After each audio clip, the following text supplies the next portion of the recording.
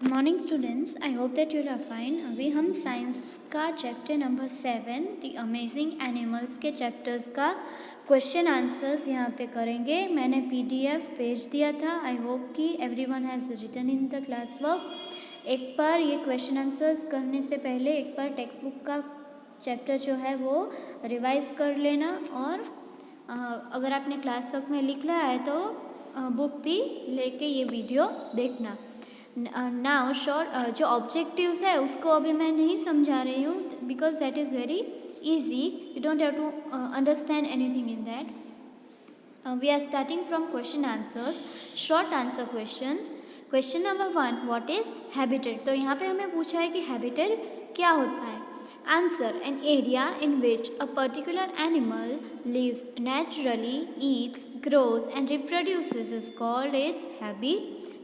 तो हैबिटेट क्या होता है कि वो एरिया होता है जहाँ पे कोई भी एनिमल है, फॉर एग्जांपल लायन है, वो वहाँ पे ही नेचुरली रहता है, खाता पीता है, तो उसको हम हैबिटेट बोलेंगे। क्योंकि लायन जो है वो फॉरेस्ट में ही रहता है, वो आइस में नहीं रह सकता है, तो जो फॉरेस्ट है वो उसका नेचुरल हैबिटेट है। Now question number 2, why do animals migrate? Animals migrate क्यों होते हैं? माइग्रेट मतलब कि एक जगह से दूसरी जगह पे ट्रैवल करना, फूड या क्लाइमेट के हिसाब से।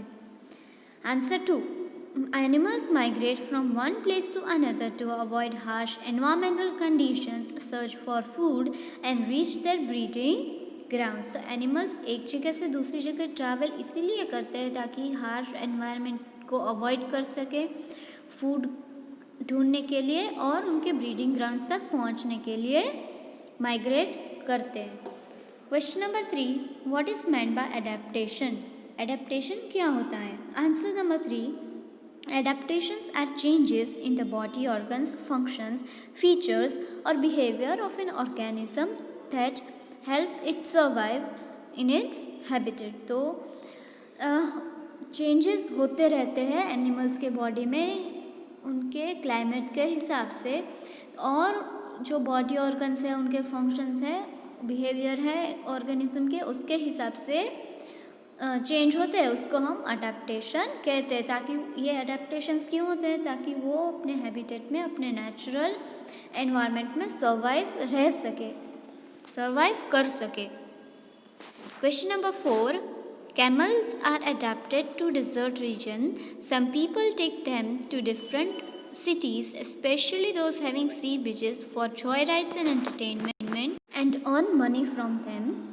तो यहाँ पे हमें सब पूछा है कि जो कैमल है उनका नेचुरल हैबिटेट डेजर्ट होता है, पर जब भी हम सी साइड घूमने जाते हैं, फॉर एग्जांपल सोमनाथ, द्वारका, तो वहाँ पे हमें कैमल राइड मिलता है, तो जो लोग होते हैं वो उसको पैसे अर्न हो उसीलिए उसको वहाँ पे लाते हैं। तो उसके बेसिस पे हमें यहाँ पे क्वेश्चंस पूछे हैं। A, what features help a camel to survive in desert? तो यहाँ पे इस क्वेश्चन में हमें कैमल के फीचर्स पूछे हैं कि वो डेजर्ट में कैसे सर्वाइव कर सकता है। Answer, the features are, Number 1, a camel stores fat in its hump and it uses it as food when needed. तो जो कैमल के बैक पे एक छोटा माउंटेन जैसा होता है, तो उसको हम हम्प बोलते हैं, उसमें फैट होता है और वो अपने जब भी उसको ज़रूरत पड़ती है फूड की तो वहाँ से वो यूज़ कर लेता है। Number 2, it has long legs to keep its body away from the heat of sand. तो सैंड का फीचर क्या होता है कि जब भी बहुत ही धूप होती है तो वो बहुत ही गर्म होता है, इसीलिए जो कैमल के लेग्स है वो बहुत ही ऊंचे होते हैं ताकि उसका जो बॉडी है वो सैंड से बहुत ही दूर होता है ताकि सैंड की गर्मी उसे ना लगे। Number 3, it has long eye lashes to protect itself from sand. तो उसकी कैमल की जो आई लैशेस होती है वो बहुत ही बड़ी होती है। क्यों? क्योंकि हमें पता है कि डिज़र्ट में सैंड ड्यून्स बहुत आते हैं। अगर सैंड ड्यून्स आते हैं तो वो कैमल की आँख में भी सैंड चली जाती है, पर लॉन्ग आई लैशेस होती है, इसकी वजह से सैंड नहीं जा पाती उसकी आइज़ में। Number B, is it right to shift animals from their natural habitat to other places? Why or why not? यहाँ में पूछा कि क्या एनिमल्स को उसके नेचुरल हैबिटेट के एरिया से शिफ्ट करना सही बात है कि नहीं है? Answer, it is not right to shift animals from their natural environment to other places because they are adaptive only of their natural habitat. If we shift them, they will be endangered in future. तो यहाँ पे हमें बोला है कि नहीं, ये सही बात नहीं है कि हम एनिमल्स को उसके नेचुरल हैबिटेट से एक जगह से दूसरी जगह शिफ्ट करें। क्यों? क्योंकि वो अपने नेचुरल हैबिटेट से ही परिचित होते हैं, दूसरे हैबिटेट में सरवाइव नहीं कर सकते हैं। और अगर हम ऐसा करते ही रहे तो वो एनिमल जो है वो एंडेंजर हो जाएगा। एंडेंजर मतलब कि उस एनिमल का जो भी पॉपुलेशन है वो बहुत ही कम हो जाएगा और धीमे धीमे धीमे ऐसा होगा कि अर्थ में कोई भी वो एनिमल नहीं रहेगा। Number 5, Why are zebras and tigers called camouflaging animals? Zebras और टाइगर्स को हम camouflaging animals क्यों कहते हैं? Answer, tigers and zebras merge their body coverings with their surroundings. This feature is called camouflage and these animals are called camouflaging animals. Okay, जो tigers and zebras है तो हमें पता है कि उसके बॉडी में क्या होता है। टाइगर्स के बॉडी पे ऑरेंज और ब्लैक कलर का जिगजैग होता है और जेब्रास में वाइट एंड ब्लैक कलर का। तो इसकी वजह से क्या होता है कि अपने सराउंडिंग्स जो है उससे वो अपना बॉडी है जो वो मैच कर सकते हैं। ये ऐसा क्यों करते हैं? ताकि वो अपने शिकारी से बच सके। This makes them hard to spot and protects them from other hunting animals and also from poaching. तो वो हंटर से या तो कोई भी ऐसा एनिमल जो बड़ा है उससे बच सके। Now long answer question. Question number 1, classify animals on the basis of their eating habits. Define and give 2 examples of each group. तो एनिमल्स को हमें उसके ईटिंग हैबिट के बेसिस से क्लासीफाई करना है। उसको हमें डिफाइन करके उसके 2 एग्जाम्पल्स देने हैं। Answer, different animals have different feeding habits. Some animals eat plants and some eat flesh or other animals. On the basis of their feeding habits we can classify them into 3 types. तो अलग अलग animals हैं, उनकी अलग अलग eating habits होती है। कई एनिमल्स प्लांट्स खाते हैं और कई फ्लैश खाते हैं और कई ऐसे जो दोनों खाते हैं। और उनकी फीडिंग हैबिट की बेसिस से हम उनको 3 ग्रुप्स में 3 टाइप्स में क्लासीफाई इजीली कर सकते हैं। Number 1 is herbivores.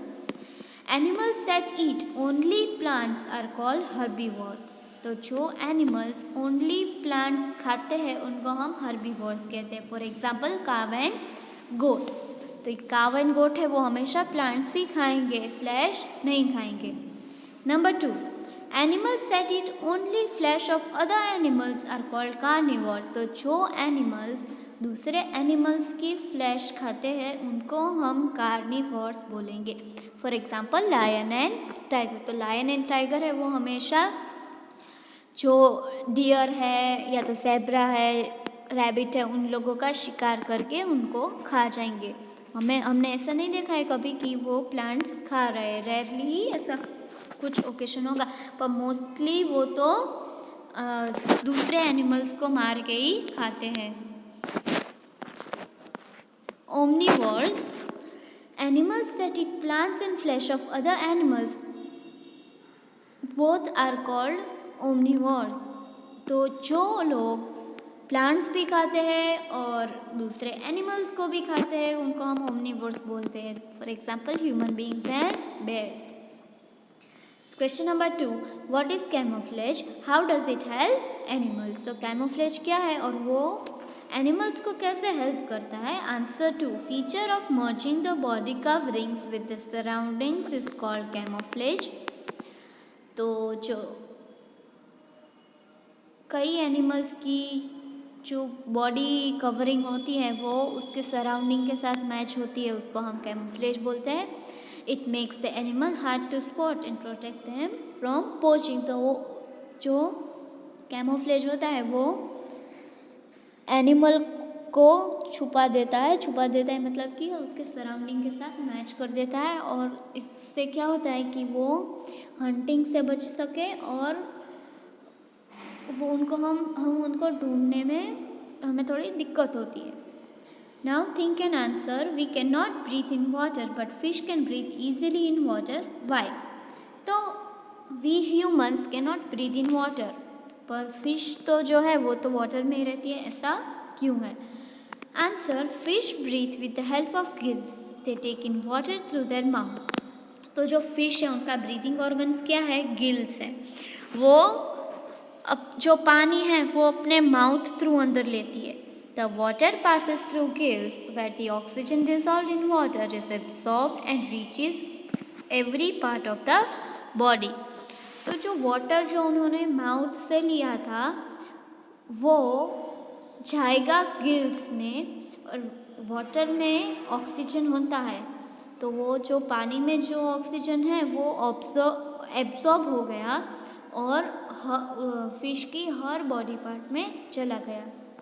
But human beings breathe with the help of lungs and they cannot absorb oxygen from water। पर जो ह्यूमन बीइंग्स हैं वो लंग्स के थ्रू ब्रीथ करते हैं और इसकी वजह से ऑक्सीजन नहीं एब्सॉर्ब कर सकते वाटर में से।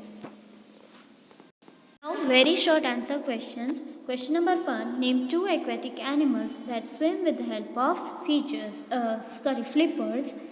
तो यहाँ पे हमें 2 एक्वेटिक एनिमल्स का नेम लिखना है जो फ्लिपर्स की हेल्प से स्विम करते हैं। Answer 1, the animals that swim with the help of flippers are seals and penguins. तो सील्स और पेंगुइन्स के पास फ्लिपर्स होते हैं, उसकी वजह से वो स्विम कर सकते हैं। Question number 2, name 2 animals that have scales on their bodies. हमें यहाँ पे से 2 एनिमल्स के नेम लिखने हैं जिनके बॉडी पे स्केल्स है। Answer 2, the animals that have scales on their bodies are snakes and fishes. तो स्नेक्स एंड फिशेस के बॉडीज पे स्केल होते हैं। Question number 3, name 2 birds that can not fly.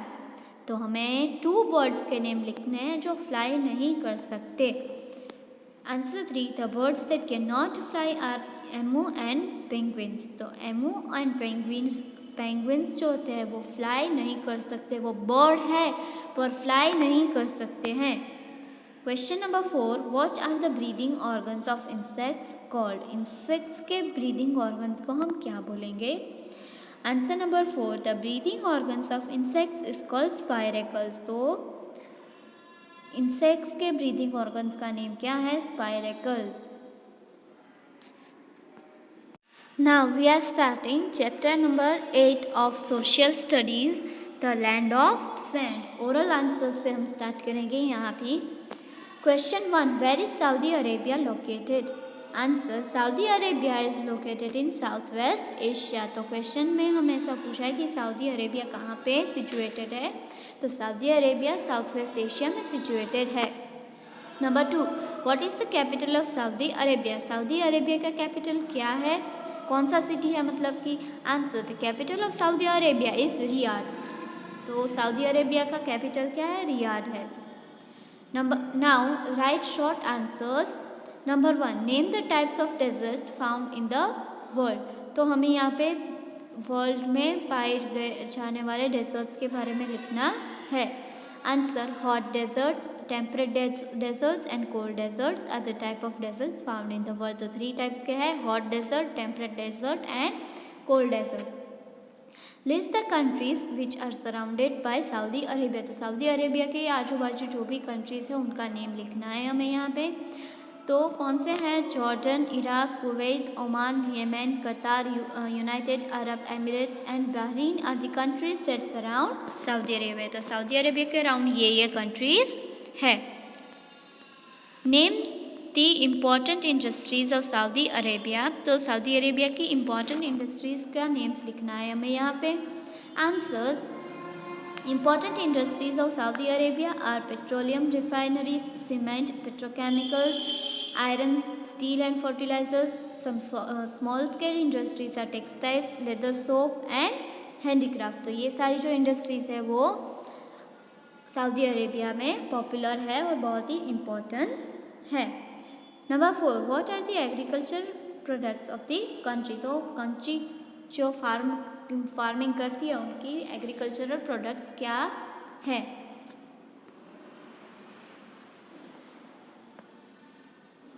Answer, agricultural products of the country are date palms, wheat, barley, cotton, rice, tobacco and ragi. तो Saudi Arabia में ये सारी agricultural products होती है। Now answer the following questions. Number 1, describe the climate of Saudi Arabia. तो Saudi Arabia का climate हमें यहाँ पे डिस्क्राइब करना है। Answer, Saudi Arabia has an extremely hot climate, often the temperature goes up to 52 degree Celsius. तो Saudi Arabia का जो क्लाइमेट है वो एक्सट्रीमली हॉट होता है, बहुत ज़्यादा हॉट होता है और उनका जो टेम्परेचर होता है वो कभी कभी तो 52 डिग्री सेल्सियस तक पहुंच जाता है। The summer season is from May to September. तो वहाँ की समर सीज़न है वो मई से लेकर सितंबर तक होती है। The days are hot and dry but the nights are cooler. तो समर के डेज जो है वो बहुत ही हॉट एंड ड्राई होते हैं पर जो नाइट्स है वो कूलर होती है। Winter season is from October to April. तो अक्टूबर से लेके अप्रैल तक विंटर सीजन होती है। Rainfall is scanty and temperature in coastal area is mild. तो रेनफॉल जो है वो स्कैंटी मतलब ये बहुत ही कम होता है और टेम्परेचर जो है वो कोस्टल एरिया में माइल्ड होता है, पर जैसे ही हम अंदर आते हैं तभी उसका टेम्परेचर बहुत हाई या लो हो जाता है। Now question number 2, who are Bedouins? What is their lifestyle? तो Bedouins कौन लोग होते हैं और उनकी लाइफस्टाइल क्या होती है। Answer, Bedouins are a group of nomadic people. They move in the long rows called caravans from place to place in search of green pastures. तो Bedouins एक ग्रुप ऑफ नोमैडिक पीपल होता है। Nomadic people मतलब कि उनका कोई fix घर नहीं होता है। जैसे हम लोग हैं वो एक फिक्स घर में रहते हैं, पर ये जो ग्रुप है उन लोगों का कोई घर नहीं होता है। वो एक जगह से दूसरी जगह मूव होते हैं in search of green pastures या तो फूड। वो लॉन्ग रोज, उनको कारवान्स बोलते हैं। वो एक जगह से दूसरी जगह पे ग्रीन पास्चर्स की सर्च में ट्रैवल करते हैं। They live in tents made of animal hide और cloth and pitch them near pastures and call it home. तो ये लोग क्या करते हैं कि टेंट्स बनाते हैं जो एनिमल हाइड या क्लॉथ से बना होता है और वो कहाँ पे रखते हैं टेंट, वो ग्रीन पास्चर्स के अराउंड, और वो वही उन लोगों का घर होता है। फिर क्या होता है कि वहाँ पे उनके रिसोर्सेज ख़त्म हो गए तो वो दूसरी जगह पे जाएंगे और वह दूसरी जगह भी ख़त्म हो गए तो वो तीसरी जगह जाएंगे। Question 3, what do you know about about plant life in this region. तो सऊदी अरेबिया की प्लांट लाइफ के बारे में हमें यहाँ पे एक्सप्लेन करना है। Answer, in Saudi Arabia only those plants which can survive the heat and water shortage can grow. तो सऊदी अरेबिया में जो प्लांट हीट और वाटर शॉर्टेज को सर्वाइव कर सकते हैं वही ग्रो होते हैं। Plants like cacti that grow here have thorns instead of leaves to prevent loss of water through evaporation। तो हमें पता है कि इवापोरेशन जो एक होता है वो वाटर को सोख लेता है। सन जो है वो वाटर को सोख लेता है, पर कैक्टाई है मतलब कि कैक्टस, उसमें थ्रोन्स होते हैं। तो क्या होता है उससे कि इवापोरेशन इजीली नहीं होता। Plants have long roots that go deep into the ground in search of water. तो इन यहाँ के जो प्लांट्स होते हैं उसके रूट्स भी बहुत ही डीप जाते हैं in search of water. Chapter number 8 यहाँ पे ख़त्म होता है। Now chapter number 9, the land of snow and ice. Okay, तो इसके oral questions. Question number 1, what are parkas? Parkas are hooded jackets made from the fur of animals, which the native people of Greenland wear to protect themselves from extreme cold of the polar region. तो हमें पता है कि polar region में बहुत ही ज़्यादा cold होती है, तो ये उन लोगों को, जो वहाँ पे रहते हैं, उन लोगों को प्रोटेक्शन चाहिए. प्रोटेक्शन कहाँ से मिलता है उनको? हुडेड जैकेट्स में पहनते हैं, that is which is made up from the fur of animals, उनको हम परखास बोलेंगे. What are kayaks? Answer 2. Kayaks are narrow boats used by the native people of Greenland for fishing and hunting sea animals. तो sea animals को hunt और fishing और hunting के लिए kayaks use होती है, जो narrow boats, छोटी boats होती है, जो ग्रीनलैंड के लोग यूज़ करते हैं. Write short notes on. तो यहाँ पे हमें शॉर्ट नोट्स लिखनी है. Number 1 is food of Inuits. तो इनुइट्स क्या है? कौन लोग होते हैं? जो ओरिजिनल पीपल ऑफ ग्रीनलैंड जो है, उनको हम इनुइट्स बोलते हैं. Number 1, earlier most of the nutritional needs of Inuits were met by the animals they hunted, and fishes were caught during the summer and the spring season. तो mostly इनुइट्स की जो हंकर है वो एनिमल्स को हंट और फिश को Hunt करने से ही हो जाती है. Number 2, house of Inuits. Earlier Inuits lived in the sod houses which were made of stone and whale rib bones covered with grass and soil.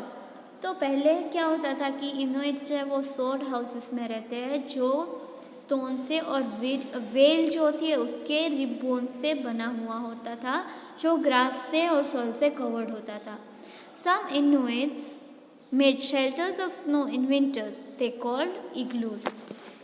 कई बार जो इनुइट्स है वो स्नो से शेल्टर बनाते हैं, उनको इग्लूज बोलते हैं. They are shaped like domes and have a hole in centre for smoke and hot air to pass through. तो वो डोम शेप का होता है, सेमी सर्कल शेप का होता है, और बीच में होल होता है ताकि स्मोक और हॉट एयर पास हो सके. The floor of igloo is covered with the skin and fur of animals. तो उसका जो फ्लोर होता है वो एनिमल की स्किन और फर से कवर्ड होता है. Number 3, dress of Inuits. अभी इनुइट्स लोग क्या पहनते हैं? The Inuits wear clothes from the skin of the animals. They wear trousers and hooded jackets called parkas made from the fur of animals. तो जो स्किन होती है एनिमल से, उसकी हेल्प से वो क्लोथ्स बनाते हैं. परखास भी बनाता है जो फर से बना हुआ होता है. They also wear waterproof coats called mukluks made from the seal skin. तो सील स्किन की हेल्प, सील की जो एक टाइप का सी एनिमल होता है, उसकी स्किन है ना वाटरप्रूफ होती है, तो उसको हंट करके जो स्किन निकलती है उससे वो वाटरप्रूफ बूट्स बनाते हैं. Now answer the following questions. Question number 1, what is the climate of Greenland? Why is the climate of Greenland so cold? How does it affect the vegetation? तो Greenland का climate इतना ठंडा क्यों होता है और उसकी वजह से वेजिटेशन में क्यों अफेक्ट होता है? Answer number 1, the climate of Greenland is Arctic which means freezing cold. तो ग्रीनलैंड का जो क्लाइमेट है वो आर्टिक है, जिसका मतलब है फ्रीजिंग कोल्ड, बहुत हद से ज़्यादा कोल्ड होता है. This is because Greenland lies near the north pole where the sun's rays fall in slanting position and give very little heat. इसका रीज़न क्या है? क्योंकि जो ग्रीनलैंड है वो नॉर्थ पोल के नज़दीक ही है, और हमने पढ़ा था प्रीवियस चैप्टर्स में कि पोल्स में जो है वो सन रेज बहुत ही स्लैंट पोजीशन में आती है और बहुत ही कम हीट देती है. Such a cold climate does not allow any vegetation to thrive. इतना कोल्ड क्लाइमेट वेजिटेशन को ग्रो ही नहीं करने देता है. Question number 2, describe the animal life of Greenland. Animal life के बारे में हमें यहाँ पे पूछा है. The animals with thick furs survive here. Polar bears and reindeer having flat feet and waterproof coat roam around here. Okay, तो यहाँ पे जो भी एनिमल्स है उनका नेचुरल हैबिटेट ही रहेगा कोल्ड क्लाइमेट, राइट। तो उनकी जो फॉर्मेशन होती है, एडाप्टेशंस होती है उन लोगों की, वो भी उसके हिसाब से ही होगी। तो वहाँ पे पोलर बेयर्स और रेंडियर्स है वो सर्वाइव कर सकते हैं, और कई अदर टाइप के भी एनिमल्स होते हैं, पर यहाँ पे हम ये 2 ही एग्जांपल ले रहे हैं। और उनका जो फीट होता है वो फ्लैट होता है और वाटरप्रूफ कोट होता है। Other animals include musk oxen, Arctic foxes, snow hares, rodents called lemmings, seals, whale, huskies etcetera. तो ये इतने टाइप के भी एनिमल्स होते हैं और कई टाइप के भी होते हैं, पर यहाँ पे हम सिर्फ इतने ही याद रखेंगे। Question 3, why is Greenland called the land of midnight sun. तो हम ग्रीनलैंड को लैंड ऑफ मिडनाइट सन क्यों कहते हैं? Answer, the weather is bright and sunny in Greenland during summers, especially in coastal areas. जब भी समर होती है तभी वहाँ पे वेदर जो है वो ब्राइट एंड सनी होता है, स्पेशली इन कोस्टल, जहाँ पे सी है वहाँ की बात हो रही है।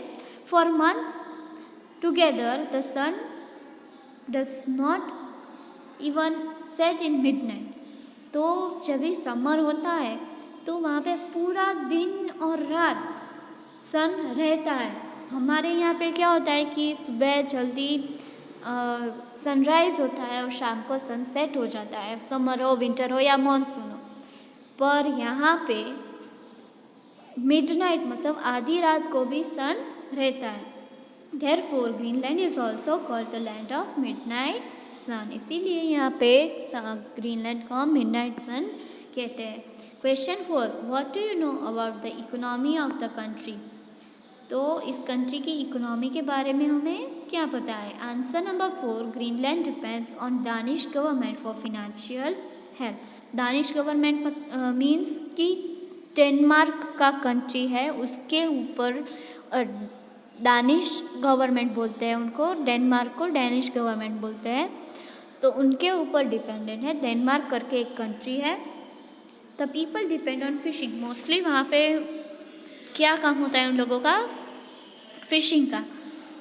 The main products are frozen, tinned, dried and smoked fish which are exported. The people also work in mines, oil fields and construction company. तो उसके people फिशिंग के अलावा माइंस, ऑयल फील्ड्स और कंस्ट्रक्शन कंपनी में भी काम करते हैं। तो यहाँ पे साइंस का चैप्टर नंबर 7, एसएस का चैप्टर 8 एंड 9 का एक्सप्लेनेशन ख़त्म होता है। आई होप कि सबको समझ में आ गया है और क्लास वर्क भी कंप्लीट कर लिया। Thank you.